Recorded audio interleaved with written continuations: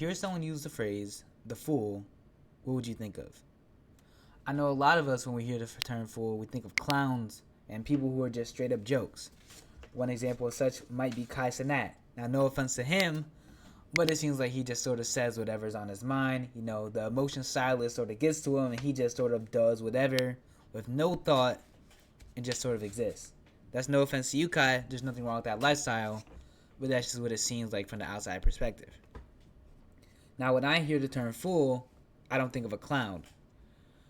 When I hear fool, I often think of jesters, people who are right next to the king, people who are able to say stuff to the king and sometimes criticize the king without receiving the consequences. Whoa! Where did that list come from? Ignore that. Please forgive me. One such example I can think of is the fool in King Lear. The fool blatantly criticizes Lear, and despite this, he never gets banished or anything like that.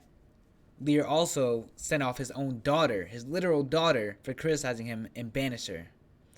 He's also sent out his most trusted servant, Kent, for criticizing him simply because of how he felt. Yet the fool, I forgot bro's name, shout out to bro, was able to blatantly criticize Lear, say whatever, and he still stood by his side. Lear was also able to grow from his interactions because of the fool and learn. Now, why am I talking about this in 2025? We don't live in the age of jesters. There are no more fools. Well, there are, but they're not jesters. One such example is Orlando Brown. When you hear Orlando Brown talk or just interact or anything, he seems like a lunatic. But every once in a while, he'll drop a gem, specifically related to the industry. He'll talk about how the industry essentially ruined them and how us, no matter how much we may be interested in acting, singing, stuff like that, we should stay away.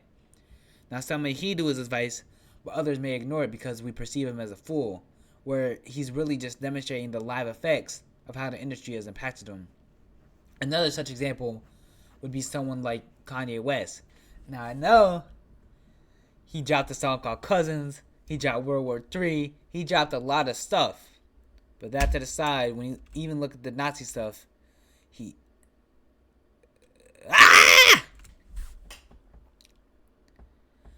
when you even look at the Nazi ways or just messages that Ye has been recently getting into, there's even a reasoning behind that.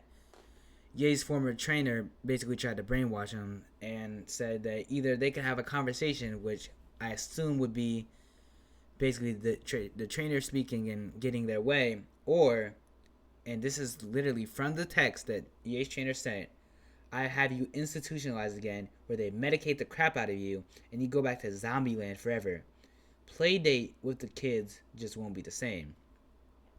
Now, I know you may be thinking, okay, that doesn't mean he has to go full on Nazi.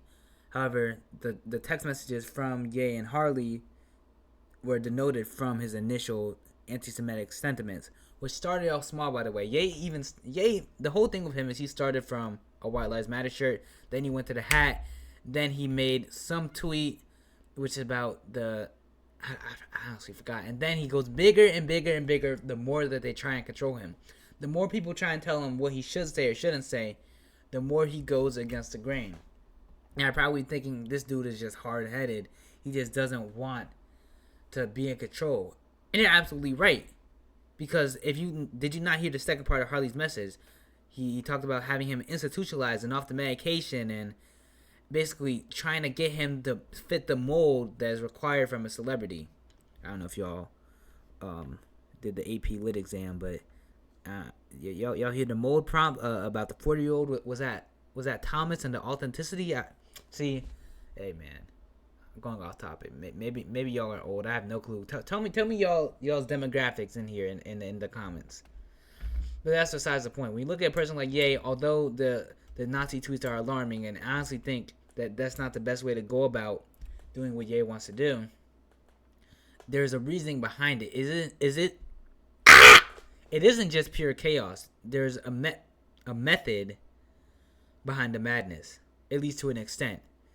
And also, if you look at Ye's recent tweets, it doesn't align with the sentiments that he was pushing before. If you look at his earlier music, he's always been someone that seemed to be pro-black, someone that's seemed to be pro a lot of different things that wouldn't align with him right now. So it makes you think, has his mind really shifted that much to where he's anti-Semitic fully? They say I'm acting like Hitler, but how am I acting like Hitler when I'm... Forgive me. But has his recent interactions really transformed him that much to where he's been truly anti-Semitic? And if so, what could have pushed him to that place? Has it been the primarily Jewish record labels? Has it been the fact that other people are okay with songs promoting violence, murder, drugs in the black community are okay to play on the radio? But as soon as you mention a person who did terrible things to the Jewish community, it's all banned. And again, I'm not anti-Semitic. I don't want to hear anything terrible about the Jewish community on a record. But I also don't want to hear about the terrible things that happen to the black community either. I don't want to hear about how we're oppressed and stuff like that. I don't want to hear either one of the oppression stories, personally. But is this Ye's form of retaliation? I don't know. And just because Ye plays a role as a fool and pretends to be more ignorant than he actually is, that doesn't mean that I support even his lack of ignorance, even the true stuff. That doesn't mean I support that. But this is just an example of a fool. Now, the final fool for this video. The final fool for this video is Charleston White. Now, I know what you're thinking. Oh, Charleston White, this dude is crazy. This dude, he's the lunatic. But Charleston White, although he was in the Black KKK video, although he says all this terrible stuff about black people, it seems as if it's because he truly wants better. There's videos of Charleston White when he was younger speaking in a totally different accent than he does now. A more, what some people might deem as proper accent. But the reason why he literally made a video on why he talks like this is so he could be, like, basically relate to the black community, so that people will listen to him. People don't want to listen to a well-spoken man educate us on black people. People want to hear chaos, craziness, stuff like that.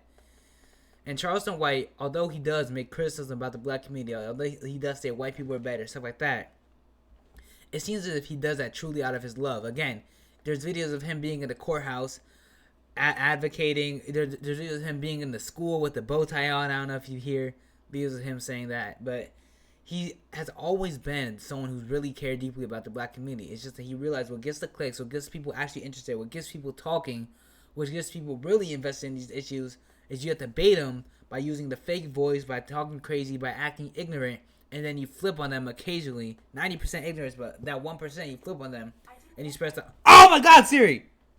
Forgive me. But then you spread that truth and knowledge. I don't know. These are the fools that I've seen. That's just my opinion of fool. You don't have to agree with me at all. But, hey man.